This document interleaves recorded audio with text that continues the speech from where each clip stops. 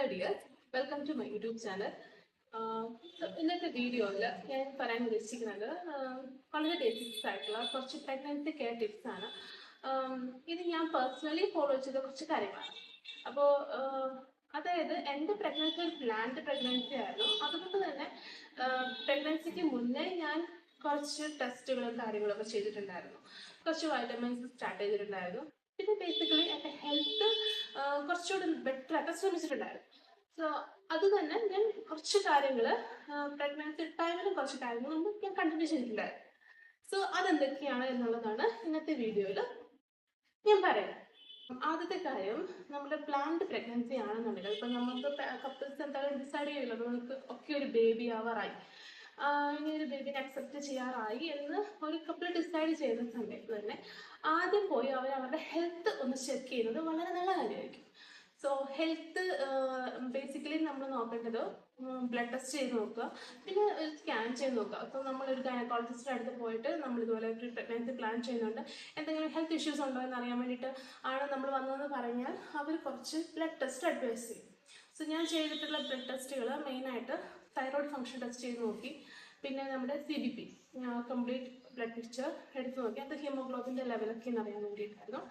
പിന്നെ ഒരു സ്കാൻ ചെയ്തിട്ടുണ്ടായിരുന്നു, എന്തെങ്കിലും PCOD ഉണ്ടോ എന്നുള്ള കാര്യങ്ങളൊക്കെ. എനിക്ക് ചെറിയതായിട്ടൊരു PCODയുടെ ഒരു ലക്ഷണങ്ങളൊക്കെ ഇങ്ങനെ കണ്ടു തുടങ്ങിയപ്പോൾ എനിക്കൊരു ഡൗട്ടായപ്പോൾ ഞാൻ പോയതാണ്. പക്ഷെ എനിക്ക് കുഴപ്പങ്ങളൊന്നും ഇല്ലായിരുന്നു, ഒരു ഇനീഷ്യൽ സ്റ്റേജിൽ നിന്നൊക്കെ ഉള്ള രീതിയിൽ എന്തെങ്കിലും വേറെ പ്രശ്നമൊന്നുമില്ലായിരുന്നു. സോ ഇങ്ങനെ സ്കാൻ ചെയ്ത് കൺഫേം ചെയ്ത് കഴിയുമ്പോൾ ഡോക്ടേഴ്സ് നമുക്ക് ചില മരുന്നൊക്കെ തരും. അത് സ്റ്റാർട്ട് ചെയ്തു. അത് കഴിഞ്ഞിട്ട് അങ്ങനെ ആ കുറച്ച് മെഡിസിൻസ് ഒക്കെ നമ്മൾ പതുക്കെ സ്റ്റാർട്ട് ചെയ്യണം. പിന്നെ അത് കഴിഞ്ഞിട്ടാണ് നമ്മൾ ബ്ലഡ് ടെസ്റ്റ് എന്തെങ്കിലും പ്രശ്നങ്ങളുണ്ടെങ്കിൽ അതിനനുസരിച്ചുള്ള അയൺ ടാബ്ലറ്റ്സ്, ഹീമോഗ്ലോബിൻ ഒക്കെ കുറവാണെന്നുണ്ടെങ്കിൽ അയൺ ടാബ്ലറ്റ്സ് ഒക്കെ നമുക്ക് നേരത്തെ തരും. അതുപോലെ തന്നെ ഡോക്ടർക്ക് ഫോളിക് ആസിഡ് ടാബ്ലറ്റ് അഡ്വൈസ് ചെയ്യുകയും ചെയ്യും. സോ അതാണ് ഫസ്റ്റ് തിങ്. നമ്മൾ നമ്മുടെ വുമൻ ബ്ലഡ് ടെസ്റ്റും സ്കാനിങ്ങും ചെയ്യുക. അതുപോലെ തന്നെ മെൻ ആണെങ്കിൽ ഒരു സെമൻ അനാലിസിസ് ചെയ്യേണ്ടത് വളരെ അത്യാവശ്യമുള്ള ഒരു കാര്യമാണ്, even it's A planned pregnancy ആണെങ്കിൽ. സെക്കൻഡ് തിങ് എന്ന് പറയുന്നത് നമ്മൾ ഡെയിലി എക്സസൈസ് ചെയ്യുക എന്നുള്ളതാണ്. അതായത് നമ്മുടെ ബോഡി എപ്പോഴും ആക്റ്റീവായിട്ട് വെക്കുക. ഡെയിലി രാവിലെ ഒരു 5-10 മിനിറ്റ്സ് എക്സസൈസ് അത് ചെയ്യുക. എന്താണെങ്കിലും നമ്മൾക്ക് സമയമുള്ള പോലെ, ചിലർക്ക് half an hour 1 hour exercise ചെയ്യുന്നവരുണ്ടാവും. ചിലർ അവരുടെ സമയം അനുസരിച്ച് 5 മിനിറ്റ്സ് ഓക്കെ, 10 മിനിറ്റ്സ് ഓക്കെ, എന്തായാലും രാവിലെ കുറച്ച് നേരം ഒന്ന് വർക്കൗട്ട് ചെയ്യുന്നത് വളരെ നല്ലൊരു കാര്യമാണ്. അത് പ്രഗ്നൻസിക്ക് മുന്നേ തന്നെ നമ്മൾ സ്റ്റാർട്ട് ചെയ്യുക. അത് ഒരു 6 മാസം മുന്നേ, അല്ലെങ്കിൽ നമ്മൾ പ്ലാൻഡ് ആണെന്നുണ്ടെങ്കിൽ അതിന് മുമ്പേ സ്റ്റാർട്ട് ചെയ്യുക. അതല്ല, ഇവൻ പ്രഗ്നന്റ് ആയി കഴിഞ്ഞിട്ടാണെങ്കിൽ നമുക്ക് വർക്കൗട്ട് സ്റ്റാർട്ട് ചെയ്യാം. പക്ഷെ അത് ഡോക്ടേഴ്സ് അഡ്വൈസ് ചെയ്യുന്നത് മാത്രം. ഡോക്ടർമാർ ഇപ്പോൾ ചില ഡോക്ടേഴ്സ് ചില പേഷ്യൻസിനോട് പറയാറുണ്ട്, നിങ്ങൾക്ക് കുറച്ച് റിസ്ക് ഉണ്ടെന്നുണ്ടെങ്കിൽ ഒന്ന് വർക്കൗട്ട്, അതായത് കുറച്ച് റെസ്റ്റ് എടുക്കാൻ പറയാറുണ്ട്. അല്ല വേറെ പ്രശ്നങ്ങളൊന്നും ഇല്ലെങ്കിൽ ഡോക്ടേഴ്സ് തന്നെ അഡ്വൈസ് ചെയ്തിട്ട് ചില എക്സസൈസുകളുണ്ട്, അത് നമുക്ക് ചെയ്യാവുന്നതാണ്. ഓക്കെ, നമ്മളത് പ്രിക്കോഷൻ നോക്കി നമ്മൾ എക്സസൈസ് ചെയ്യുക എന്നത് വളരെ ഇമ്പോർട്ടൻ്റ് ആയിട്ടുള്ള കാര്യമാണ് for a healthy pregnancy. Okay, അത്രയേ ഉള്ളൂ. ഇത് ജസ്റ്റ് പ്രീ പ്രഗ്നൻസി എന്നുള്ള രീതിയിൽ നമ്മൾ ചെയ്യേണ്ട കാര്യങ്ങളാണ് ബേസിക്കലി. ആദ്യമായിട്ടുള്ളത് ഒന്ന് ടെസ്റ്റ് ചെയ്യുക, നമ്മളെ പോയിട്ട് ബ്ലഡ് ടെസ്റ്റും സ്കാനിങ്ങും ഒക്കെ ചെയ്യുക. എന്തെങ്കിലും കുഴപ്പമുണ്ടോ, തൈറോയിഡ് ഉണ്ടോ, അതൊക്കെ ഒന്ന് അറിയാൻ വേണ്ടിയിട്ട്. ഉണ്ടെങ്കിൽ നമുക്കതൊക്കെ നേരത്തെ കറക്റ്റ് ചെയ്തിട്ട് നമുക്ക് പ്രഗ്നൻസി പീരീഡിലോട്ട് നമുക്ക് പോകും. അതുപോലെ തന്നെ മെന്നാണെങ്കിൽ ഒരു സെമൻ അനാലിസിസ് ചെയ്യുന്നത് വളരെ വലിയൊരു കാര്യമായിരിക്കും. എന്തെങ്കിലും പ്രശ്നങ്ങളുണ്ടെങ്കിൽ അതനുസരിച്ച് ട്രീറ്റ് ചെയ്ത് നമുക്ക് പിന്നെ മുന്നോട്ട് പോകാൻ പറ്റും. പിന്നെ വേറെ അടുത്ത കാര്യം ഡെയിലി വർക്കൗട്ട് ചെയ്യുക എന്നുള്ളതാണ്. അതുപോലെ തന്നെ ഫോളിക് ആസിഡ് മിനിമം ഒരു 2 മന്ത്സ് നമ്മൾ പ്രഗ്നൻസി പ്ലാൻ ചെയ്യുന്നതിന് മുന്നേ, മിനിമം ഒരു 2-3 മന്ത്സ് മുന്നേ ഫോളിക് ആസിഡ് ടാബ്ലറ്റ് സ്റ്റാർട്ട് ചെയ്യുക. അത് ഫോളിക് ആസിഡ് ചിലർക്ക് ചില തെറ്റിദ്ധാരണ ഉണ്ട്, ഈ ഫോളിക് ആസിഡ് കഴിക്കുന്നത് പെട്ടെന്ന് പ്രഗ്നന്റ് ആവാൻ വേണ്ടിയിട്ടാണ്. അല്ല, ഫോളിക് ആസിഡ് കഴിക്കുന്ന കുഞ്ഞിനുണ്ടാകുന്ന ചില ന്യൂറൽ ട്യൂബ് ഡിഫക്റ്റ് ഒക്കെ പോലെയുള്ള ചില കുറച്ച് അങ്ങനെയുള്ള ചില ഡിഫക്ട്സ് ഒക്കെ അവോയ്ഡ് ചെയ്യാൻ വേണ്ടിയിട്ടാണ് നമ്മൾ ഫോളിക് ആസിഡ് കഴിക്കാനായിട്ട് ഡോക്ടേഴ്സ് പറയുന്നത്. ഓക്കെ, പിന്നെ വെള്ളം നിറച്ച് കുടിച്ച് ഹൈഡ്രേറ്റഡ് ആയിട്ടിരിക്കണം. ഇതാണ് ബേസിക് ആയിട്ട് ഒരു പ്രീ പ്രഗ്നൻസിയിൽ നമ്മൾ ചെയ്യേണ്ട കുറച്ച് കാര്യങ്ങൾ. ഇത് നെക്സ്റ്റ് തിങ്, അതായത് നമ്മുടെ പ്രഗ്നൻസി സ്റ്റേജ്. വൺസ് നമ്മൾ പ്രഗ്നന്റ് ആയെന്നുണ്ട്, അത് കൺഫേം ചെയ്തിട്ടുണ്ടെങ്കിൽ നമ്മൾ വീട്ടിൽ വെച്ച് കൺഫേം ചെയ്തത് ഇമ്മീഡിയറ്റ്ലി ഡോക്ടറിനെ പോയി കാണണം. ഹോസ്പിറ്റലിൽ ചെന്ന് അവിടെ ചെന്ന് കൺഫേം ചെയ്യുക. ചിലപ്പോൾ ഡോക്ടേഴ്സ് അന്ന് തന്നെ സ്കാൻ ചെയ്യും, ചിലപ്പോൾ അവരൊരു 50 days കഴിഞ്ഞിട്ടൊക്കെ വരാൻ പറയും. അപ്പോൾ അതനുസരിച്ച് നമ്മൾ ചെന്നിട്ട് സ്കാൻ ചെയ്ത് പ്രഗ്നൻസി കൺഫേം ചെയ്യുക, കുഞ്ഞിൻ്റെ ഹാർട്ട് ബീറ്റും കാര്യങ്ങൾ എല്ലാം കൺഫേം ചെയ്യുക. സോ ഈ സമയത്ത് നമ്മൾ ഏറ്റവും കൂടുതൽ ശ്രദ്ധിക്കേണ്ട ഒരു കാര്യം, നമ്മൾ വളരെ ഹാപ്പി ആയിട്ടിരിക്കുക. ഓക്കെ, അപ്പോൾ അത് വളരെ ഇമ്പോർട്ടൻ്റ് ആയിട്ടൊരു കാര്യമാണ്, ഹാപ്പി ആയിട്ടിരിക്കുക എന്നുള്ളത്. നമ്മളെ ആരെങ്കിലും വന്ന് നമ്മളെ സന്തോഷിപ്പിക്കാൻ വേണ്ടി വെയിറ്റ് ചെയ്യാതെ നമ്മൾ സ്വയം നമ്മുടെ സന്തോഷം കണ്ടെത്തുക. അതെന്താ, ചിലർ ഡെയിലി വർക്ക് ചെയ്യുമ്പോൾ അവർ ആ ഒരു കാര്യത്തിലൂടെ അങ്ങനെ എൻഗേജ്ഡ് ആയി പോകും. ചിലർ അവർക്ക് ഇഷ്ടമുള്ള കാര്യങ്ങൾ, ചിലപ്പോൾ സ്റ്റിച്ചിങ് കളിക്കാം, ചിലപ്പോൾ എന്താ അവർക്ക് ഇഷ്ടമുള്ള എന്ത് കാര്യങ്ങളാണെങ്കിലും അതൊക്കെ ചെയ്ത് നമ്മൾ നമ്മളെ തന്നെ ഹാപ്പി ആയിട്ട് വെക്കാം. അത് ഒന്നാമത്തെ കാര്യം. പിന്നെ അടുത്തൊരു കാര്യം, നമ്മൾ എല്ലാം കൺഫേം ആക്കി കഴിഞ്ഞിട്ട് നമ്മൾ ആദ്യമേ ഡോക്ടറിനോട് ചോദിക്കുക, എനിക്ക് എക്സസൈസ് ചെയ്യുന്നത് കുഴപ്പമുണ്ടോ, അങ്ങനെ എന്തെങ്കിലും പ്രശ്നങ്ങളുണ്ടോ. ഉണ്ടെങ്കിൽ ഡോക്ടേഴ്സ് പറയും നിങ്ങൾ റെസ്റ്റ് എടുക്കുന്ന ടൈം ആണെങ്കിൽ റെസ്റ്റ് എടുക്കണം എന്ന് ഡോക്ടേഴ്സ് പറയും. ചില ഡോക്ടേഴ്സ് പറയും ഒരു കുഴപ്പമില്ല, നിങ്ങൾക്ക് കംപ്ലീറ്റ്ലി ഫൈനാണ്, എക്സസൈസ് ചെയ്യാം, ഇത് ചെയ്തതിന് എക്സസൈസ് ചെയ്യാം. കാരണം എന്താണ്, പ്രഗ്നൻസി ടൈം എന്ന് പറയുന്നത് ഒരു രോഗാവസ്ഥയല്ല അല്ലേ, നമ്മുടെ ലൈഫിൽ സംഭവിക്കുന്ന ഒരു കാര്യമാണ്. അതൊരു രോഗാവസ്ഥയല്ല, നമ്മുടെ ബോഡി എന്ന് പ്രിപ്പയർഡാണ്. സോ എക്സസൈസ് ചെയ്യുക എന്നുള്ളത് ആ സമയത്ത് വളരെ ഇമ്പോർട്ടൻ്റ് ആയിട്ടുള്ള ഒരു കാര്യമാണ്. നമ്മൾ എപ്പോഴും ആക്റ്റീവ് ആയിട്ടിരിക്കണം. എനിക്കാണെങ്കിൽ ഞാൻ വർക്ക് ചെയ്തുകൊണ്ടിരിക്കുകയായിരുന്നു ആ സമയത്തൊക്കെ. അന്നേരം എനിക്ക് രാവിലെ എഴുന്നേറ്റ് ആദ്യത്തെ കുറച്ച് വോമിറ്റിങ്ങും കാര്യങ്ങളൊക്കെ ഉണ്ടായിരുന്നു. അപ്പോൾ അതെല്ലാം കഴിഞ്ഞ് ഫുഡ് ഉണ്ടാക്കി അതും കഴിച്ച് അടുത്ത വോമിറ്റിങ്ങും കഴിഞ്ഞ് കോളേജിൽ പോകുമ്പോൾ ഡെഫിനറ്റ്ലി ടൈം ആവുമായിരുന്നു. അപ്പം ഞാൻ എന്നാലും അങ്ങനെയൊക്കെ നോക്കിയാൽ ഒരു 5-10 minutes വർക്കൗട്ട് ചെയ്യാൻ വേണ്ടി ഞാൻ ശ്രമിക്കുമായിരുന്നു. അത് വലിയ എക്സസൈസുകളൊന്നുമല്ല, ചിലപ്പോൾ ജസ്റ്റ് ഒരു വാമപ്പ് ആയിരിക്കും, ഇങ്ങനെ ഫുൾ ബോഡി ഒന്ന് റൊട്ടേറ്റ് ചെയ്ത് അങ്ങനെ ഒരു വാമപ്പ് പോലെയൊക്കെ ആയിരിക്കും. ചിലപ്പോൾ ഒരു 10 minute റോട്ടിൽ കൂടെ നടക്കാൻ പോകും. ഇതൊക്കെ ചെയ്യുന്നത്. പക്ഷെ എൻ്റെ ബോഡി രാവിലെ തന്നെ ഞാൻ ആക്റ്റീവാക്കി വെക്കാനായിട്ട് എപ്പോഴും ശ്രദ്ധിക്കുമായിരുന്നു. ഓക്കെ, സോ എക്സസൈസ് വളരെ ഇമ്പോർട്ടൻ്റ് ആണ്. അത് ഡോക്ടറുടെ കൺസൾട്ടേഷനോടെ തന്നെ ചെയ്യുക. ഹെൽത്തി ആണെന്നുണ്ടെങ്കിൽ നമുക്ക് ഡെഫിനറ്റ്ലി എക്സസൈസ് ചെയ്യാം, അല്ലെങ്കിൽ ഡോക്ടേഴ്സ് തരുന്ന എക്സസൈസുകൾ ചെയ്യാം. അതല്ലാന്നുണ്ടെങ്കിൽ ഡോക്ടേഴ്സിനോട് ചോദിച്ച് വേണ്ട പോലെ റെസ്റ്റ് എടുക്കുന്നത് വളരെ ഇമ്പോർട്ടൻ്റ് ആയിട്ടുള്ളൊരു കാര്യമാണ്. ഇനി മറ്റൊരു കാര്യം എന്താണെന്ന് വെച്ചാൽ, നമുക്ക് വോമിറ്റിങ്സ് ഉണ്ടാവുമല്ലോ.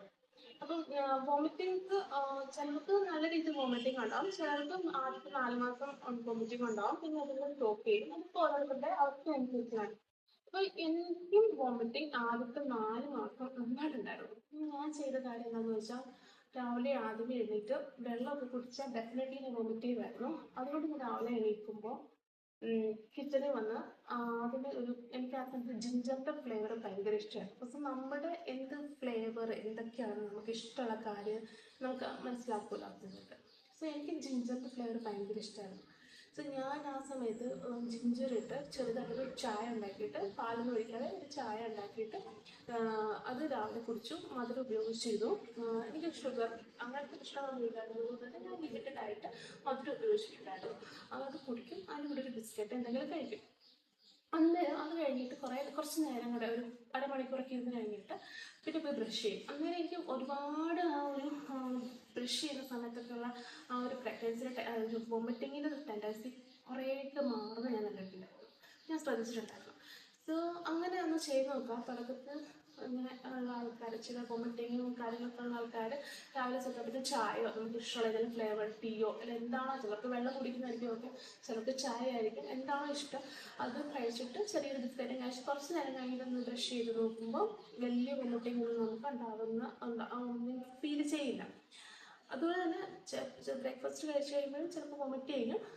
പക്ഷേ വോമിറ്റ് ചെയ്തു എന്ന് വിചാരിച്ച് പിന്നെ കഴിക്കാതിരിക്കരുത്. ഡെഫിനറ്റ്ലി നമ്മൾ വോമിറ്റ് ചെയ്ത് പോയി എന്നാലും എന്തെങ്കിലും ഒരു ചെറുതായിട്ട് ചെറിയ ഭാഗങ്ങളായിട്ട് നമ്മൾ ഫുഡ് കഴിക്കുക. അതായത് ഇപ്പോൾ കുറച്ച് ഫുഡ് കഴിച്ച് പിന്നെ ഒരു 1 മണിക്കൂർ കഴിഞ്ഞിട്ട് പിന്നെ അടുത്ത കുറച്ച് ഫുഡ് കഴിച്ച്, അങ്ങനെ സ്മോൾ ക്വാണ്ടിറ്റിയിൽ ഫ്രീക്വൻസി കൂട്ടി നമ്മൾ ഫ്രീക്വൻ്റ് ആയിട്ട് നമ്മൾ ഫുഡ് കഴിച്ചുകൊണ്ടിരിക്കുക. പിന്നെ ചില ആൾക്കാർക്ക് വോമിറ്റിംഗ് കൂടി ചിലപ്പോൾ IV ഇടേണ്ടി വരും. അപ്പോൾ അത് വോമിറ്റിംഗ് എക്സസീവ് ആണ്, നിങ്ങൾ ഹൈഡ്രേറ്റഡ് ആവുന്നു, അതുപോലെ തന്നെ നിങ്ങൾക്ക് വയ്യാണ്ടാവുന്നുണ്ട് എന്നുണ്ടെങ്കിൽ ഡെഫിനറ്റ്ലി ഹോസ്പിറ്റലിൽ പോയി ഡോക്ടേഴ്സിനെ കണ്ട് അന്നേരം അവർ പ്രിസ്ക്രൈബ് ചെയ്യും.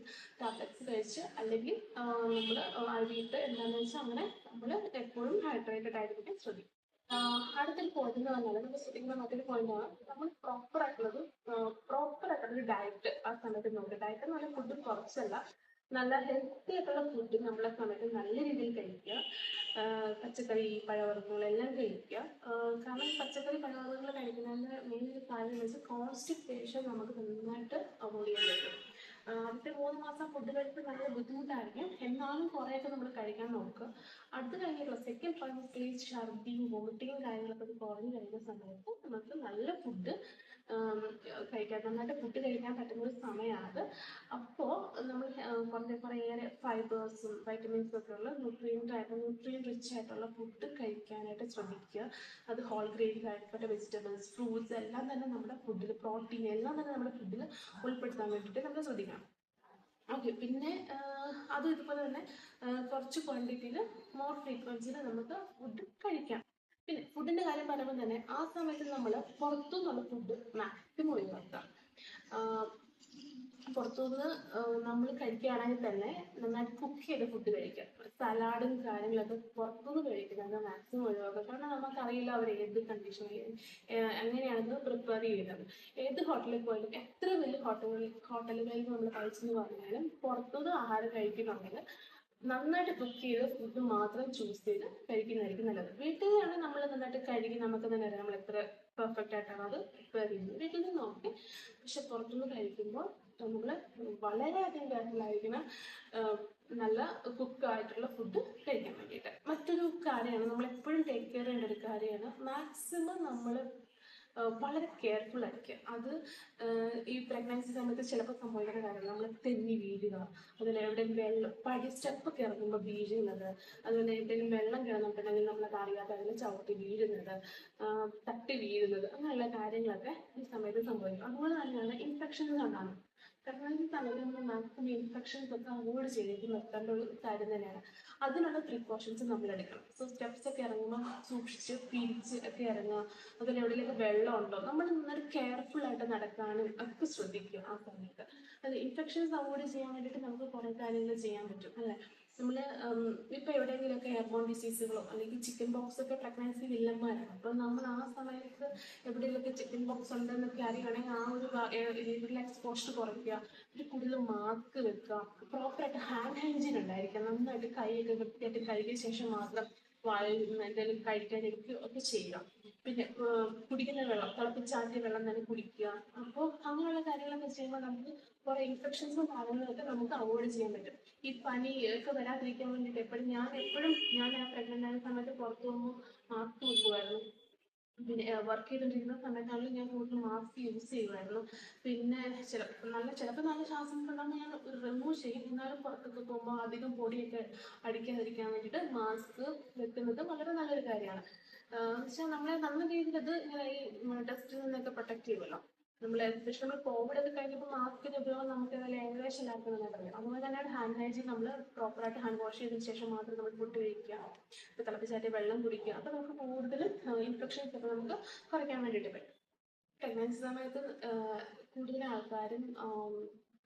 ആൾക്കാർക്കും ഉണ്ടാകുന്ന ഒരു പ്രശ്നമാണ് ഈ കോൺസ്റ്റിപ്പേഷൻ. ഓക്കെ, മലബന്ധം. അപ്പം ഈ കോൺസ്റ്റിപ്പേഷൻ എങ്ങനെ നമുക്ക് അത് ചിലർക്ക് കൺട്രോൾ ചെയ്യാൻ വേണ്ടി പറ്റും. അത് നമ്മുടെ ചില ലൈഫ് സ്റ്റൈൽ ചേഞ്ചസ് കൊണ്ട് നമുക്ക് കൺട്രോൾ ചെയ്യാൻ പറ്റുന്ന ഒരു സാധനമാണ് ഈ കോൺസ്റ്റിപ്പേഷൻ എന്ന് പറയുന്നത്. അപ്പോൾ അതിന് ഏറ്റവും നമ്മൾ ആദ്യം തന്നെ നമ്മൾ ചെയ്യേണ്ട ഒരു കാര്യം, നമ്മൾ പ്രോപ്പറായിട്ടുള്ളൊരു ഡയറ്റ് നോക്കുക എന്നുള്ളതാണ്. അത് അയൺ റിച്ച് ഫുഡ് അല്ലെങ്കിൽ ഫൈബർ റിച്ച് ആയിട്ടുള്ള ഫുഡ് കഴിക്കുമ്പോൾ തന്നെ ഏകദേശം അതിനൊരു ഒരു ഏകദേശം അത് കുറയും, നമുക്ക് മാറി കിട്ടും. ഈ കോൺസ്റ്റിപ്പേഷൻ്റെ പ്രശ്നങ്ങൾ നമുക്ക് മാറി കിട്ടും. കോൺസ്റ്റിപ്പേഷൻ മാറണമെന്നുണ്ടെങ്കിൽ നമ്മൾ നന്നായിട്ട് വെള്ളം കുടിക്കണം, നന്നായിട്ട് ഹൈഡ്രേറ്റഡ് ആയിട്ടിരിക്കണം. അപ്പോൾ പറ്റുന്ന പോലെ വെള്ളം കുടിച്ച് പിന്നെ നല്ല ഫുഡ് കഴിക്കുമ്പോൾ തന്നെ കോൺസ്റ്റിപ്പേഷൻ ഏകദേശം നന്നായിട്ട് കുറയാറുണ്ട്. പക്ഷെ മാറുന്നില്ലെങ്കിൽ നമ്മൾ കണ്ണി കണ്ട ലാക്സേറ്റീവ്സ് ഒന്നും എടുത്ത് കഴിക്കാൻ പോകരുത്. അത് ചില ലാക്സേറ്റീവ്സ് പ്രഗ്നൻസിയിൽ നല്ല കോംപ്ലിക്കേറ്റഡ് ആണ്. അതുകൊണ്ട് തന്നെ നമ്മൾ ഡോക്ടറെ പോയി കണ്ട് അവരെന്താണോ അഡ്വൈസ് ചെയ്യുന്നത് ആ മരുന്ന് കഴിച്ചു കഴിയുമ്പോൾ തന്നെ നമുക്ക് ഈ പ്രശ്നം കോൺസ്റ്റിപ്പേഷൻ ഒരു പരിഹാരം കിട്ടും. അതുപോലെ നമ്മുടെ ബോഡി മൂവ് ചെയ്യുന്നത്, എക്സസൈസ് ചെയ്യുമ്പോഴൊക്കെ കോൺസ്റ്റിപ്പേഷൻ കുറയ്ക്കാൻ വേണ്ടി സഹായിക്കുന്ന ഒരു കാര്യമാണ്. ഓക്കെ, ഇനി അടുത്തൊരു കാര്യം എന്ന് പറഞ്ഞാൽ ഈ കാലുണ്ടാകുന്ന മസിൽ ക്രാംസ്, നീര്, ഇതൊക്കെ നമുക്ക് വല്ലാത്തൊരു പ്രശ്നം ഉണ്ടാക്കുന്ന ഒരു കാര്യമാണ്. സോ അതിലെന്താ ചെയ്യേണ്ടത്? ഞാൻ ചെയ്തുകൊണ്ടിരുന്നൊരു കാര്യമാണ് രാത്രി കിടക്കുന്നതിന് മുമ്പ് കാല് നട്ട് മസാജ് ചെയ്തിട്ടുണ്ട്. എനിക്ക് ഭയങ്കര മസിൽ ക്രാംസ് ആയിരുന്നു ലാസ്റ്റ് സെക്കൻഡ് ട്രൈമസ്റ്ററിൽ ഭയങ്കര മസിൽ ക്രാംസ് ആയിരുന്നു. തേർഡ് ട്രൈമസ്റ്റർ എനിക്ക് ഓക്കെ ആയിരുന്നു. അപ്പോൾ ഞാൻ ചെയ്തൊരു കാര്യം രാവിലെ നന്നായിട്ട് കാല് മസാജ് ചെയ്യും. പിന്നെ കിടക്കുന്നതിന് മുമ്പ് ജസ്റ്റ് കാലിങ്ങനെ ഇങ്ങനെ ഫ്ലെക്സ് ചെയ്ത് ഇങ്ങനെ എക്സ്റ്റൻഷൻ ഫ്ലെക്സ് ചെയ്ത് പിന്നെ ഇങ്ങനെ റൊട്ടേറ്റ് ചെയ്ത് അങ്ങനെയുള്ള എക്സസൈസുകൾ ചെറുതായിട്ടൊക്കെ ഒന്ന് ചെയ്തിട്ട് കിടക്കും. അന്നേരം അങ്ങനെ ചെയ്ത് കിടക്കുന്ന ദിവസങ്ങളിലൊക്കെ ഈ മസിൽ ക്രാംസ് ഉണ്ടാവാറുണ്ടായിരുന്നു. സോ അതൊന്ന് ശ്രദ്ധിക്കുക. ചെറുതായിട്ട് രാത്രി കാലൊക്കെ ഒന്ന് മസാജ് ചെയ്ത് ഒന്ന് എക്സസൈസ് ഒക്കെ ചെയ്ത് കിടക്കുമ്പോൾ നമുക്ക് കുറേയൊക്കെ ഈ മസിൽ ക്രാംസ് ഒക്കെ അവോയ്ഡ് ചെയ്യാനായിട്ട് സാധിക്കും. മറ്റൊരു കാര്യമാണ് സ്ട്രെച്ച് മാർക്സ്. പ്രഗ്നൻസിയിലുണ്ടാകുന്ന സ്ട്രെച്ച് മാർക്സും ഈ ഡാർക്ക് സ്പോട്ട്സും എല്ലാം. അപ്പോൾ സ്ട്രെച്ച് മാർക്സിനൊക്കെയുള്ള മരുന്നുകളും ഓയിൻമെൻറ്റ്സ് ക്രീംസും ഒക്കെ നമുക്ക് അവൈലബിൾ ആയിട്ടുണ്ട്. പിന്നെ അതുപോലെ തന്നെ നമ്മുടെ ബോഡിയിൽ ഓയിൽ മസാജ് ചെയ്യുന്നതൊക്കെ സ്ട്രെച്ച് മാർക്ക് കുറയ്ക്കാൻ സഹായിക്കും. പക്ഷേ ഈ പാടുകൾക്കൊക്കെയുള്ള മരുന്നുകളൊക്കെ പ്രഗ്നൻസി ഇത്ര സേഫ് ആണെന്ന് നമുക്ക് പറയാൻ പറ്റില്ല. മാക്സിമം നിങ്ങൾ ഈ കണ്ട മെഡിസിൻസ്, എന്തെങ്കിലും ലോഷൻസ്, സീറംസ് പാട് കുറയ്ക്കാനാണെന്ന് പറയും മാക്സിമം അവോയ്ഡ് ചെയ്യുക. അത് പ്രഗ്നൻസിക്ക് മാത്രമല്ല, നമ്മൾ പ്രഗ്നൻസി പ്ലാൻ ചെയ്യുന്നതിന് മുന്നേ തൊട്ടേ ഇങ്ങനെയുള്ള കാര്യങ്ങൾ നമ്മൾ അവോയ്ഡ് ചെയ്യുക.